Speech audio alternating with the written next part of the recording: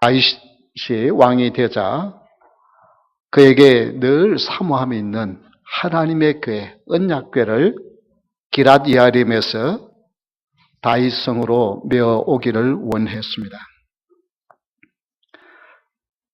이 언약궤는 엘리 제사장 때에 블레셋에 빼앗겼다가 베스메스로 왔고 베스메스에서 길랏 여아림으로 갖다 놓은 지 무려 100년의 세월이 지나갔습니다. 100년의 세월 동안 왕들은, 이스라엘 사람 지도자들은 하나님의 언약궤에 대하여 관심이 없었습니다. 그런데 다윗은 이 하나님 앞에 무엇을 하든지 묻고 해야 되겠다. 그래서 언약궤를 그 다윗성으로 모셔와야 되겠다. 그렇게 해서 언약궤를 어떻게 해요? 새 수레에다가 싣고 많은 사람들, 모든 제사장들을 다 모으고 군대의 모든 지휘관들을 다 모아서 그 창한 행사를 하면서 언약궤를 메어오는데 어떻게 해요? 그만 아리우나 타작마당에 와서 그 소들이 뛰니까 수레에 실렸던 언약궤가 떨어질 것 같으니까 우사가 어떻게 해요? 그거 떨어지면 큰일이라고 생각하고 그것을 손으로 잡습니다. 그런데 하나님께서 언약궤를 손으로 잡은 우사를 쳐서 그 자리에서 죽게 되었습니다. 그래서 다윗이 그 행사를 실패로 돌아가요.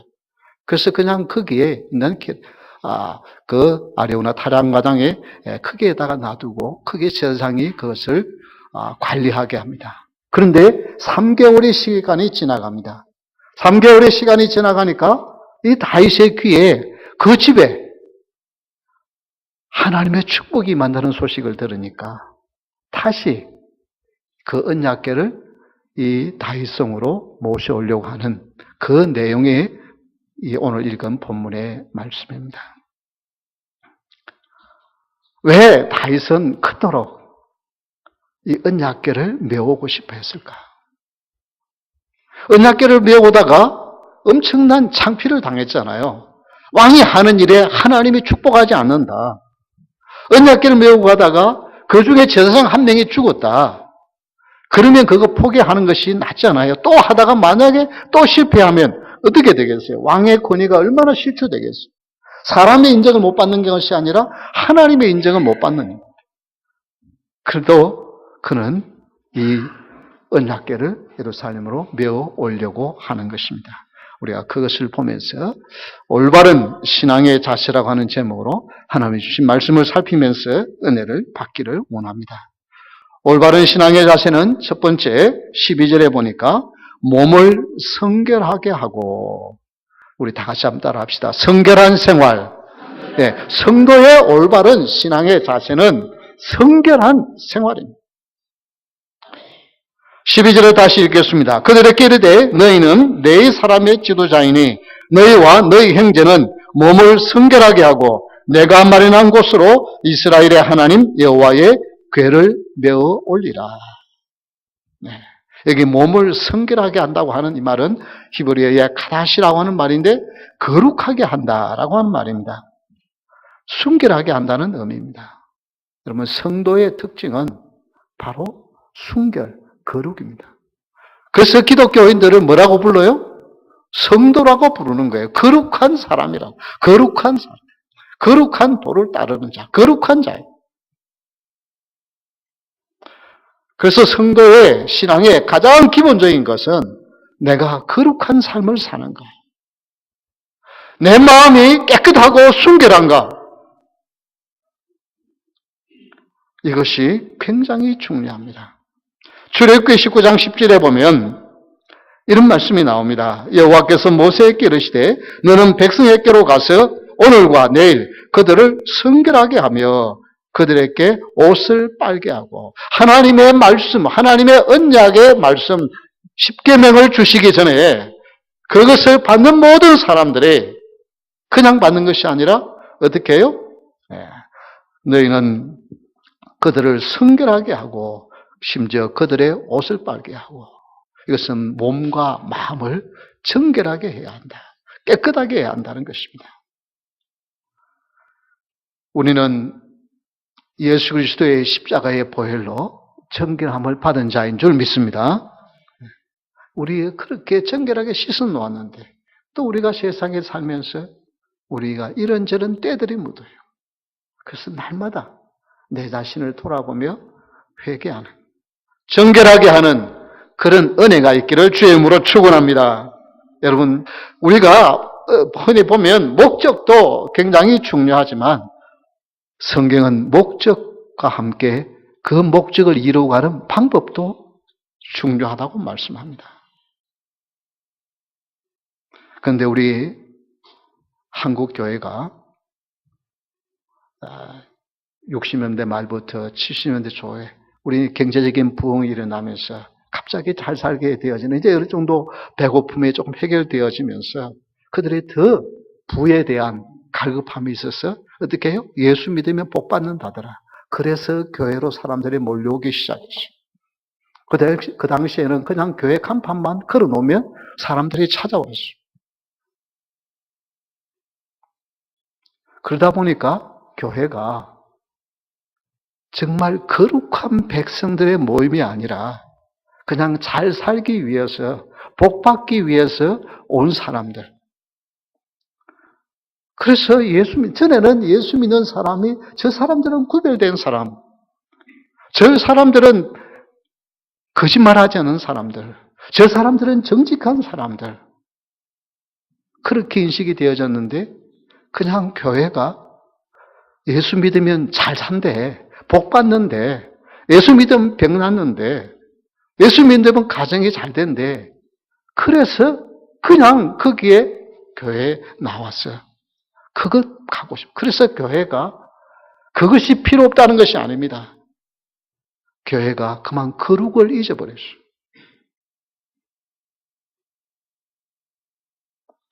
로마서 1장 4절에 보면 성결의 영으로는 죽은 자들 가운데서 부활하사 능력으로 하나님의 아들로 선포되었으니 곧 우리 주 예수 그리스도이시니라. 예수님께서 우리와 같은 몸을 입으셨을 뿐만 아니라 그분의 또한 영은 거룩한 영이라, 성결의 영이라고 불렀습니다.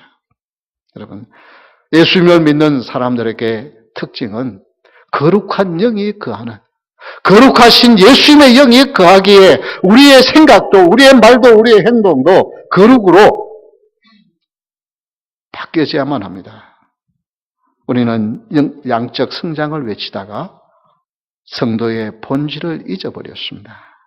그래서 외국 사람들이 잘 이해를 못하는 것이 한국 교회의 교인들이 왜 세상 사람과 똑같이 문제가 일어나는가?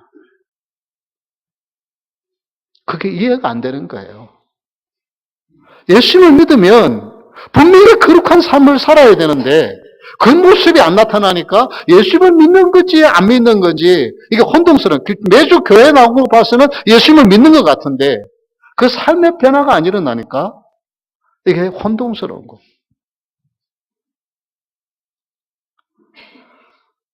하나님이 거룩하신 것처럼 예수님도 거룩하셨고 예수님이 거룩하신 것처럼 우리도 거룩해야 될 줄 믿으시기 바랍니다. 여러분, 다른 것이 성도의 가장 올바른 신앙의 기본적인 자세가 바로 거룩이에요. 그래서 여러분, 오늘 우리 여러분의 마음속에 거룩이라고 하는 단어, 거룩은 구별이요, 순결이요, 차별이 되는 것입니다. 한 수도 원장이 얼굴도 못생겼고 뭘 이렇게 깜빡깜빡 잘 잊어버리는 좀 못난 제자를 특별히 이렇게 편애를 하는 거예요. 그러니까 다른 수도생들이 시기하면서 한번 수도 원장이 와서 불평을 합니다. 원장님은 저런 사람을 특별히 사랑하십니까? 그러니까 웃으면서 내가 저를 특별히 사랑하는 이유를 한번 보여주겠다, 알려주겠다. 너희들 내가 닭 한 마리씩 다 줄 테니 닭을 가지고 가가지고 아무도 안 보는 데서 죽여가지고 오너라. 그러니까 이제 수도생들이 닭 한 마리씩 품에 안고는 갑니다. 어디 아무도 안 보는 데 가서. 그래서 이제 오후에 돼서 한 사람씩 이제 죽은 닭을 이제 손에 들고 옵니다. 근데 이 못난 제자는 제일 늦게까지 있다가 살은 닭을 이렇게 품에 안고 오는 거예요. 그러니까 다른 수도생들이 수도 원장님의 그 명령도 제대로 이해하지 못하고 그걸 그냥 사는 대로 들고 온다고 비난을 합니다. 그러면 그때 그 못난 수도생이 그래요. 원장님, 난 아무도 보지 않는 곳이 찾을 수가 없었습니다. 여러분, 성도는 아무도 보지 않는 곳이 없습니다. 아무도 보지 않는다고 생각하기 때문에, 은밀하다고 생각하기 때문에 남몰래 죄를 짓고 하지만 성도는 아무도 안 보는 곳이 없습니다. 하나님이 보고 계십니다. 하나님 앞에서 사는 사람은 거룩을 잊어버릴 수가 없는 거예요. 사람은 아무도 안 보아도 하나님은 보고 계신 줄 믿으시기 바랍니다.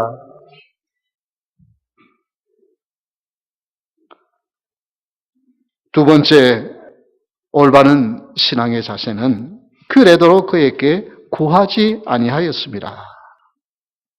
다 같이 한번 따라합시다. 말씀 중심. 예. 첫 번째는 우리가 성결한 생활, 거룩한 생활. 두 번째는 그냥 내 생각대로 살아가는 것이 아니라, 내 생각대로 거룩한 길, 올바른 길을 가는 것이 아니라 하나님의 말씀에 따릅니다. 13절 보십시오. 전에는 너희가 매지 아니하였으므로 우리 하나님 여호와께서 우리를 지으셨으니 이는 우리가 규례대로 그에게 구하지 아니하였습니다. 여러분, 제사장들이 매는 것보다 거룩한 하나님의 궤, 언약궤를 새 수레에, 그것도 정말 거창하게 그렇게 소들을 정말 고르고 골라서 거기에다가 싣고 오면 훨씬 봄나잖아요. 그런데 아무리 보기에 좋아도, 아무리 그 궤를 귀중하게 여기는 것 같아도 뭐예요? 하나님의 말씀을 떠나면 그게 소용이 없는 거예요. 왜냐하면 출애굽기 25장 14절 말씀, 우리 한번 같이 읽어볼까요? 그 채를 궤 양쪽 고리에 꿰어서 궤를 매게 하며, 처음 언약궤를 맬 때에 분명히 하나님께서 그것은 수레에 실는 것이 아니라 제사장이 그에게 조각목으로 채를 만들어서 겉은 금으로 싸가지고 그걸 어떻게 해요? 힘이 들어도 제사장이 꼭 매도록 명령하셨어요. 그런데 그것을 하나님의 말씀을 제대로 살피지 않고 등한히 하고 그냥 생각에 새 수레에 싣고 오면 참 좋겠다. 그것이 아니었습니다. 신앙은 내 마음대로가 아닙니다. 내 생각에 좋은 대로가 아니라 하나님의 말씀을 따라서 하는 것이 올바른 신앙생활인 것입니다. 다윗은 늘 이 하나님의 궤에 대하여 마음이 있었습니다. 비록 100년의 세월 동안 그 앞에 지도자들이 여기에 관심이 없었지만 다윗은 그 하나님의 궤에 집중되어 있었어요. 왜? 그곳에 하나님이 임재하신다고 약속하셨고 그곳에서 하나님 앞에 묻고 그곳에서 나라를 어떻게 이끌어가야 할지 하나님의 지시를 받는 중요한 것이었기 때문입니다. 그래서 신앙은 열심보다 말씀 중심이어야만 합니다. 내가 얼마나 열심히 하는가 중요한 것이 아니라 하나님의 말씀에 따른 열심이 올바른 하나님의 축복을 받는 길인 것입니다. 신앙생활의 성패는 말씀의 순종의 여부인 것입니다. 누가복음 24장 45절에 우리 다 같이 한번 읽어볼까요? 이에 그들의 마음을 열어 성경을 깨닫게 하시고 예수님께서 제 아들 부활하신 예수님이 누군지도 모르고 그냥 길 가는 손님이 지나간 동행자일 줄만 알았어요. 그런데 예수님께서 어떻게 해요? 성경을 하나하나 가르쳐 주십니다. 그러니까 그 말씀을 들을 때 성경이 깨달아지는 거예요. 우리는 오늘의 양식을 온 교인들이 다 읽고 매일 읽고 하나님의 말씀 가까이 하자고 합니다. 여러분 하나님의 말씀 읽으십니까? 왜 소리가 좀 이게 분명하지 못해? 여러분, 바빠도 오늘의 양식 한 장 정도는, 한 페이지 정도는 읽고, 거기에 물론 성경, 그날 읽어야 할 구약의 2장, 2장 내지 3장, 그리고 신약의 한 장 내지 혹은 반장, 이 정도, 그 정도의 시간을 내서 성경을 읽는 것 중요합니다. 그런데 여러분, 그 성경을 읽는 것보다 더 중요한 것이, 그 성경을 읽기 전에 주님, 이 말씀을 내가 읽을 때 하나님의 말씀이 깨달아지기를 원합니다. 하나님이 나에게 말씀하시기를 원합니다. 그 기도가 중요해요. 그러지 않고 그냥 성경을 읽으면 그것이 내 지식은 늘어날지 몰라요. 그러나 하나님이 그날 나에게 주시는 말씀은 깨닫지 못해요. 하나님의 말씀을 대할 때 여러분 정말 이 말씀을 통하여서 내 생각대로가 아니라 하나님의 말씀을 따라서 오늘도 이 말씀을 통하여 내가 무엇을 생각하고 무엇을 말하고 무엇을 행동해야 할지 깨닫는 은혜가 있기를 원합니다. 그렇게 잠깐의 기도하고 말씀을 읽으십시오. 왜냐하면 내 생각대로 신앙생활 하는 것이 아니라 하나님의 말씀을 따라서 하는 것입니다. 여러분 꼭 그렇게 기도할 수 있기를 바랍니다. 말씀의 은혜를 받고 하나님의 말씀을 통하여서 하나님이 나에게 지시한 것을 깨닫는 사람은 성령이 역사하는 사람이요 은혜의 길을 걸어갈 수가 있습니다. 여러분 하나님의 말씀을 귀중하게 여기십시오. 늘 거의 모든 목사님들이 하신 말씀은 딱 2가지죠. 성경 읽고 그 다음에 뭐 하라고요? 기도하라. 그 2가지는 늘 그냥 귀에 못이 박혔잖아요. 말씀 읽고 기도하라. 뭘 하기 위해서? 내 생각대로 안 살고 뭐 하기 위해서요? 하나님의 뜻을 따라 사는 것이 그게 가장 복입니다. 남침대교 신학대학 학장으로 계셨던 앨리스 풀러 박사님이 여러 명의 성도들과 함께 성지 순례를 갔습니다. 그래서 이제 토요일 날 예루살렘에서 여기저기 보다가 그 다음 이제 주일날 예수님이 십자가에 못 박히신 골고다, 거기에 가기로 했습니다. 그곳에 갈 때 그 같이 간 교인들이 박사님, 내일은 골고다, 예수님이 십자가에 못 박히신 그 골고다 거기에서 우리에게 좀 말씀해 주시길 원합니다. 설교 부탁을 한 거예요. 그러니까 이 목사님이, 이 박사님이 이제 밤에 예수님이 십자가에 못 박히신 그 자리에서 자기가 무슨 설교를, 아무리 기도하고 고민을 해도 자기가 할 수 있는 말씀이 못 찾는, 밤새도록 고민하다가 밤을 새우면서 무슨 생각했냐면 내가 무슨 말을 전하랴. 그냥 예수님이 고난당하신 그 부분, 마태복음에서 이제 예수님이 고통당하신, 예수님을 십자가에 못 박으면서 거기에 나오는 첫 번째 사건은 뭐냐면 예수님을 십자가에 매달고 그리고 그 예수님의 옷을 그 군병들이 서로 제비 뽑아 나누다는 이야기부터 나옵니다. 거기서부터 그냥 그 말씀을 전하려고 하는 것이 아니라 그 말씀을 애우기 시작했어요. 이제 성도들과 함께 주일날 아침 골고다 언덕을 올라가는데 아무도 말을 하지 못해요. 왜? 주님이 고난당하신 그 길을 따라 올라가니까 그게 무슨 이야기가 있고 무슨 이야기 있어요. 그 주님의 고난을 생각하니까 침묵 가운데 올라가. 그곳에 섰는데 이 정말 훌륭하신 박사님이 훌륭한 말씀을 전할 줄 알았는데 그냥 하나님의 말씀을 애운 것을 암송합니다. 그런데 그 말씀을 듣는 사람이나 그 말씀을 암송하는 분이 다 눈에서 눈물이 흐르고 역사하는 것입니다. 여러분, 은혜는 인간의 화려한 말이 아닙니다. 하나님의 말씀 자체에 있는 줄 믿으시기 바랍니다. 오늘날 많은 정말 훌륭한 설교들이 많고 정말 어떻게 저렇게 달배일까 정말 부러울 정도의 많은 훌륭한 설교들을 많이 만날 수 있습니다. 그러나 그것이 중요한 것이 아니라 사람을 변화시키는 것은 하나님의 말씀인 줄 믿으시기 바랍니다. 이 말씀이 딱딱한 것 같아도 이 말씀이 우리의 영혼을 살리고 이 말씀이 우리의 영을 밝게 하고 이 말씀이 우리의 빛의 등불이 되어져서 우리의 발에 등불이 되어서 우리의 길을 인도하시는 하나님의 말씀입니다. 그래서 여러분, 누가 뭐라고 하더라, 어느 목사님이 뭐라고 하더라, 그것은 별로 그렇게 중요한 것이 아닙니다. 하나님의 말씀이 뭐라고 했나.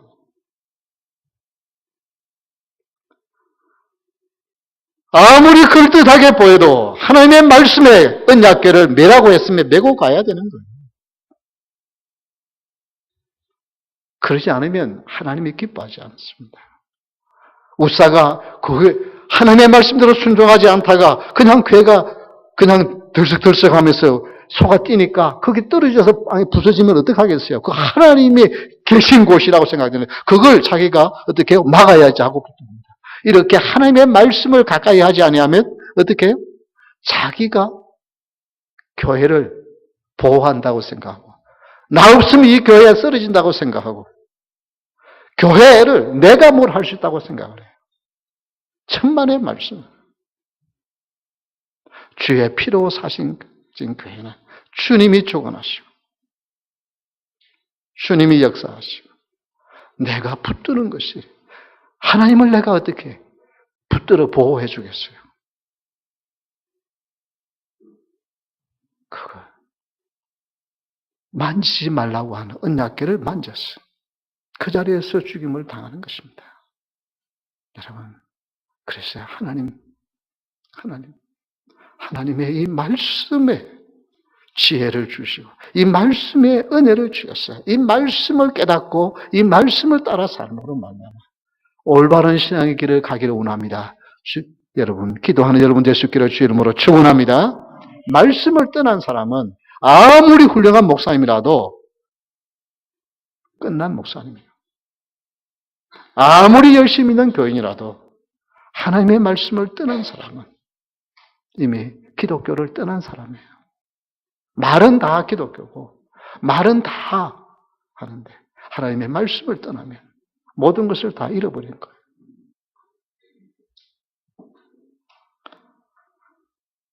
세 번째, 올바른 신앙의 자세는 하나님의 궤를 꿰어 어깨에 매니라.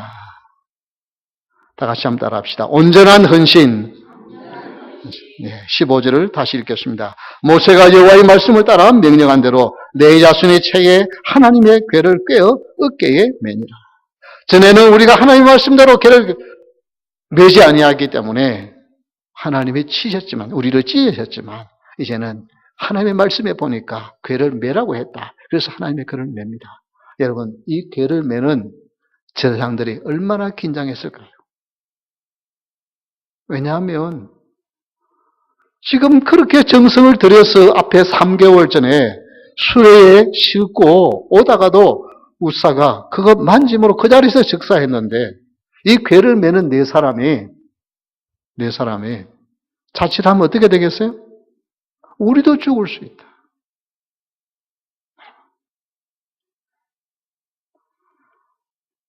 굉장히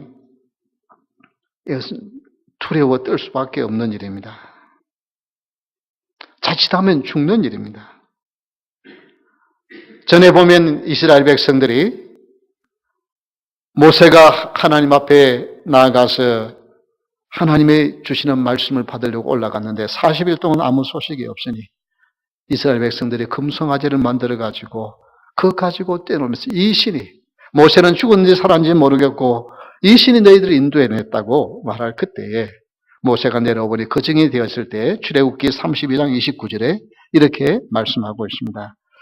모세가 이르되 각 사람이 자기의 아들과 자기의 형제를 쳤으니 오늘 여호와께 헌신하게 되었느니라. 그가 오늘 너희에게 복을 내리시리라. 내려와 보니까 이 엉망이 되어 있으니까 모세가 화가 났습니다.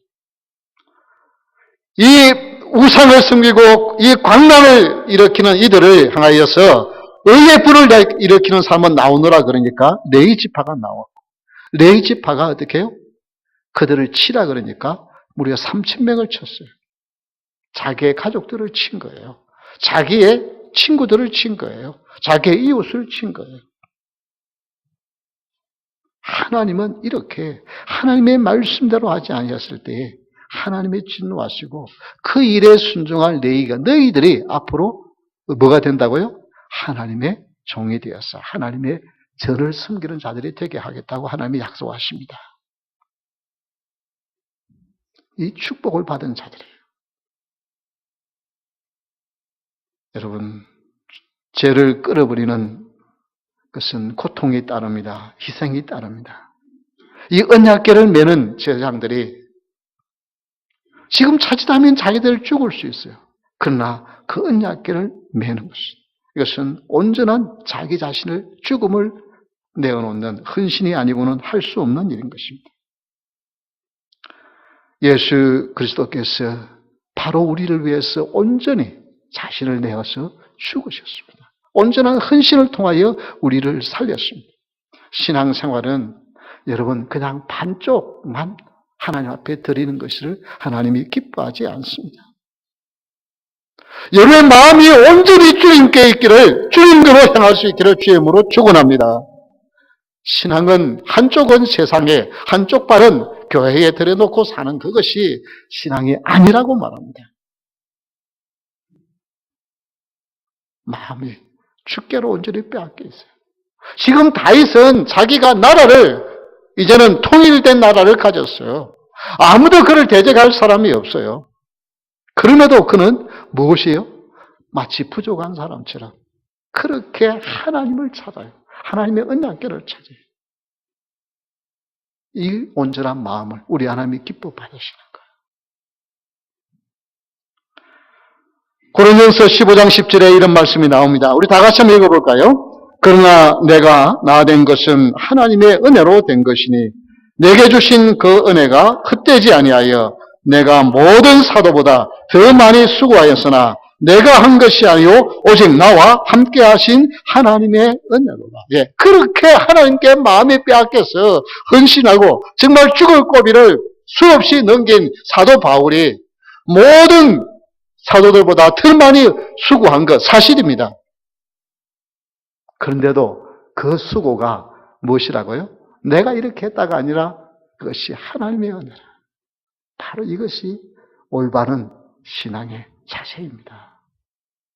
어떤 분들은요, 내가 이렇게 수고해서요, 교회가 성장하고, 그래서 교회가 잘 되면요, 다 1등 공신이에요.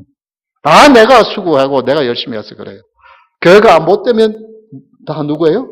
내가 아니고 다 당신 때문이야. 목사 때문이고, 당신 때문에. 그래서 뭐예요? 수고에 그것이 하나님의 은혜인 줄을 몰라요. 성도는 아닙니다. 정말 헌신하고 수고해도 그것이 내가 한 것이 아니라 하나님의 은혜가 있는 것이죠. 그래서 믿음의 사람들은 하나님의 은혜가 임했기에 내가 이 일을 할 수 있다고 고백하는 거예요.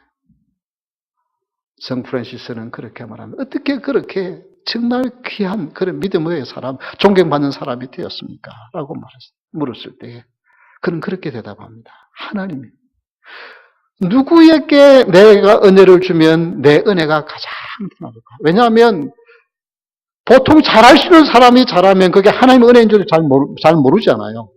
그런데 저 사람은 도저히 할 수 없는 사람인데 저 사람에게 그냥 내가 은혜를 주어서 무엇이 은혜가 나타나면 누구예요? 그건 하나님이 하신 일이다. 그걸 사람을 찾다가 나를 찾았다는 거예요. 그 말은 무슨 말이에요?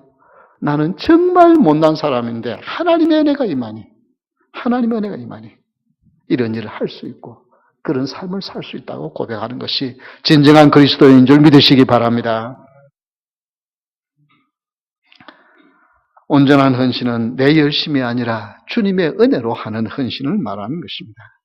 그래서 여러분, 내가 수고했는데 누가 몰라준다고 너무 그렇게 섭섭해하지 마십시오. 네, 목사는 그런 분들을 늘 기억하고 기도하고 격려하려고 애를 쓰지만 여러분 그거 모른다고 그거 안 한다고 여러분 삐져가지고 그만두지 마십시오. 누구만 아시면 돼요? 하나님만 아시면. 소설가요, 외과 의사인 A.J. 크로닌, 웨일즈 지방의 그 스코틀랜드 출신입니다. 웨일즈 지방의 작은 도시인 광산촌에 의사로 봉사할 때입니다. 거기에 올리븐 데이버스라고 하는 간호사가 열심히 일을 하는데 무려 20년 동안 간호사의 경력으로 정말 헌신적으로 일하고 정말 밝게 명랑함으로 지역 주민들에게 봉사합니다. 근데 이 의사가 보니까 그녀의 능력과 봉사에 비해서 턱없이 부족한 봉급을 받고 있었습니다. 그래서 왜 당신은 좀 더 보다 많은 급료를 받기 위해서 그렇게 노력하지 않습니까? 라고 말하니까 그는 이렇게 말합니다. 그러면서 그 의사가 이렇게 말을 덧붙입니다. 나는 당신이 그렇게 조금 받고 일하는 것이 너무나 이상스러워서 당신이 정말 이 병원에 가치 있는 사람인 것을 아시고 있고 하나님도 아실 거예요.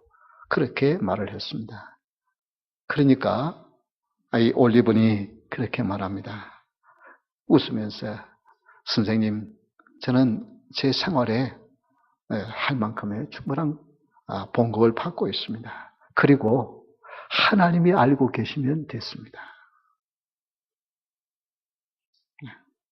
여러분, 하나님이 아시면 된 줄 믿으시기 바랍니다. 사람이 몰라주는 거예요. 그거 가지고 너무 섭섭해하지 마십시오. 올바른 신앙은 사람 때문이 아니에요. 하나님이 나를 사랑하셔서 독생자를 아끼지 않아 내어주신 그 예수님을 희생시켜서 나를 구원하신 그 하나님, 그 은혜에 감사했어요. 내가 사람이 몰라줘도 무시해도 멸시해도 천대해도 그래도 난 주님 너무 감사했어요. 주님이 나를 아시니까 충성하며 살아가는 자가 진정한 헌신의 사람인 줄 믿으시기 바랍니다. 이런 사람들이 있으면 세상의 무엇 때문에 사람들이 날 몰라준다고 삐질 일이 없어요. 그냥 감사해요. 아무도 오히려 몰라주는 것이 더 감사해요. 왜? 하늘의 상급이 더 크니까. 그래서 오른손이 하는 것을 왼손이 모르게 하는 거예요. 이게 성도의 기쁨인 거예요. 주님이 아시니까. 그래서 주님 보고 온전한 헌신하는 여러분 될 수 있기를 주의 이름으로 축원합니다. 우리 다 같이 해서 찬양하겠습니다.